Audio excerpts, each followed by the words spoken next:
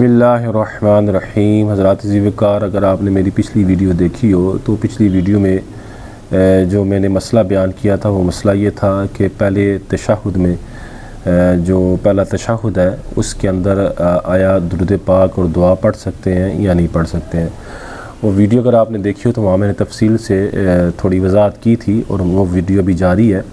اس میں نے آخر میں جو بات کی تھی وہ یہ تھی کہ شیخ ناصر الالبانی جو ہیں، جو ایک غیر مقلد عالم ہے، وہ یہ کہتے ہیں کہ پہلے تشہد میں، یعنی جو پہلا تشہد ہے چار رکعت کی نماز کا یا 3 رکعت والی نماز کا جو پہلا تشہد ہے، شیخ ناصر الالبانی فرماتے ہیں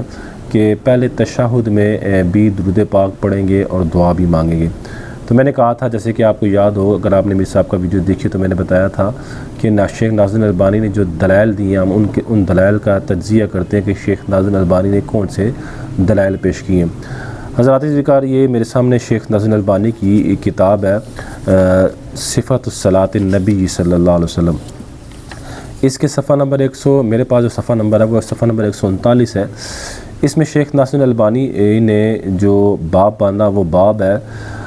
وجوب التشہد الاول، پہلے تشہد کا واجب ہونا، و مشروعیت الدعاء فیہ، اور پہلے تشہد میں دعا کا مشروع ہونا۔ یعنی شیخ ناصر الالبانی نے جو باب باندھا،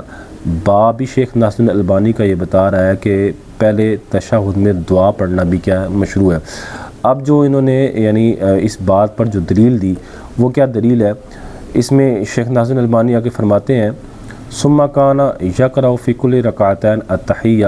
کہ نبی علیہ السلام ہر 2 رکعتوں میں التحیہ یعنی التحیات پڑھتے تھے۔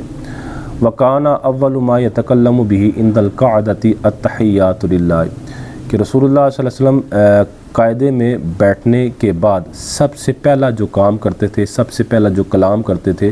وہ التحیات پڑھتے تھے، یعنی التحیات سے پہلے کوئی بسم اللہ نہیں پڑھتے تھے، صرف ڈائریکٹ آپ رسول اللہ صلی اللہ علیہ وسلم التحیات پڑھتے تھے۔ وَكَانَ إِذَا نَسِيَ فِي الرَّكْعَتَيْنِ الْأُولَيَيْنِ يَسْجُدُ لِلسَّهْوِ، اور جب نبی علیہ السلام 2 رکعتوں میں التحیات پڑھنا بھول جاتے تو آپ سہو کا سجدہ کرتے۔ وَكَانَ يَأْمُرُ بِهَا، اور رسول اللہ صلی اللہ علیہ وسلم التحیات پڑھنے کا حکم بھی دیتے۔ فَيَقُولُ إِذَا قَعَدْتُمْ فِي كُلِّ رَكْعَتَيْنِ فَقُولُوا التَّحِيَّاتُ إِلَىٰ آخِرِهِ، نبی علیہ السلام فرماتے جب تم التحیات میں بیٹھو تو التحیات، جب تم 2 رکعتوں میں بیٹھو تو کیا کرو، التحیات پڑھو۔ اب یہ شیخ ناصر الالبانی نے سنن نسائی شریف اور کی ایک حدیث پاک ذکر کی ہے۔ اب اس حدیث کے آخر کے جو الفاظ ہیں وہ آگے شیخ ناصر الالبانی لکھتے ہیں وَلْيَتَخَيَّرْ أَحَدُكُم مِّنَ الدُّعَاءِ أَعْجَبَهُ إِلَيْهِ فَلْيَدْعُ اللَّهَ عَزَّ وَجَلَّ بِهِ۔ یہ حدیث پاک سنن نسائی کی حدیث کے آخری الفاظ ہیں جو شیخ ناصر الالبانی نے یہاں ذکر کیے۔ یعنی رسول اللہ صلی اللہ علیہ وسلم نے ان آخری الفاظ میں جو پہلے الفاظ تھے اس میں رسول اللہ صلی اللہ علیہ وسلم نے فرمایا، جیسے یہ پیچھے لکھا ہوا ہے اذا قعدتم فی کل رکعتین فقولوا التحیات، جب تم 2 رکعتوں میں بیٹھو تو تحیات پڑھو۔ اب اس حدیث کے آخری جو الفاظ ہیں وہ الفاظ ہی ہیں وَلْيَتَخَيَّرْ أَحَدُكُم مِّنَ الدُّعَاءِ أَعْجَبَهُ إِلَيْهِ فَلْيَدْعُ اللَّهَ عَزَّ وَجَلَّ بِهِ، اور تم میں سے ہر بندے کو دعا کا جو دعا پسند ہو وہ دعا کرنے کا اختیار ہے۔ فَلْيَدْعُ اللَّهَ عَزَّ وَجَلَّ بِهِ، پس چاہیے کہ وہ اللہ سے کیا کرے، دعا کرے۔ وفی اللفظ قولوا فی کل جلسۃ التحیہ، اور ایک روایت میں ہے کہ رسول اللہ صلی اللہ علیہ وسلم نے فرمایا کہ ہر جلسے میں التحیات پڑھو۔ آگے وہ یہ التحیات کا ذکر ہے۔ بارکہ حضرات ذکر، یہ شیخ ناصر الالبانی نے پہلی التحیات میں یعنی قاعدہ اولیٰ میں التحیات عبد و رسول تک پڑھنے کے بعد جو دعا مانگنے کی دلیل دی، یہ سنن نسائی شریف کی حدیث پاک دلیل دی۔ ابھی یہ شیخ ناصر الالبانی کی کتاب آپ کے سامنے ہے، انشاءاللہ اس کے بعد میں جو شیخ ناصر الالبانی نے جو دلائل دی ہیں وہ پوری احادیث میں آپ کے سامنے پڑھوں گا۔ تو یہ شیخ ناصر الالبانی نے سنن نسائی شریف کی حدیث پاک ذکر کی ہے، مسند امام احمد حنبل میں بھی ہے اور طبرانی کی معجم الکبیر میں بھی ہے۔ اور تو شیخ ناصر الالبانی نے اس حدیث سے استدلال کرتے ہوئے فرمایا کہ پہلی جو التحیات ہے اس میں دعا بھی کیا کی جا سکتی ہے، مانگی جا سکتی ہے۔ اب ذاتی ذکر اسی طرح شیخ ناصر الالبانی نے اس سے آگے صفحہ نمبر 143 ہے، اس کے اوپر جو باب باندھا وہ باب ہے الصلاۃ علی النبی، رسول اللہ صلی اللہ علیہ وسلم پر درود پڑھنے کا باب، یا رسول اللہ صلی اللہ علیہ وسلم پر درود پڑھنا،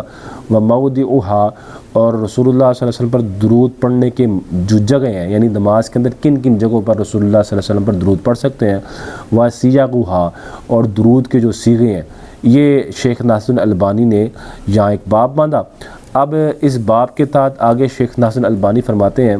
وَقَانَ صلی اللہ علیہ وسلم یصلی علی نفسہ فی التشہد اولی وغیرہ، کہ رسول اللہ صلی اللہ علیہ وسلم اپنی ذات پر پہلے تشہد میں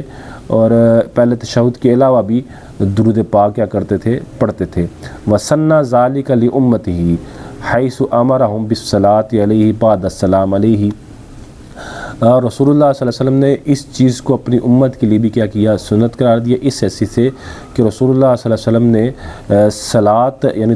درود کے بعد، سلام کے بعد درود پڑھنے کا کیا کیا، حکم دیا۔ حضرات ذکر اس میں جو شیخ ناصر البانی نے جو حوالہ دیا وہ مسند ابی عوانہ کا دیا، مسند ابی عوانہ کا اور سنن نسائی کا حوالہ دیا۔ انشاءاللہ یہ بھی حدیث میں آپ کے سامنے پوری پڑھوں گا کہ یہ شیخ ناصر البانی نے یہاں کس طرح اس حدیث سے کیا کیا، استدلال کیا۔ اسی طرح حضرات ذکر اگر ہم شیخ ناصر البانی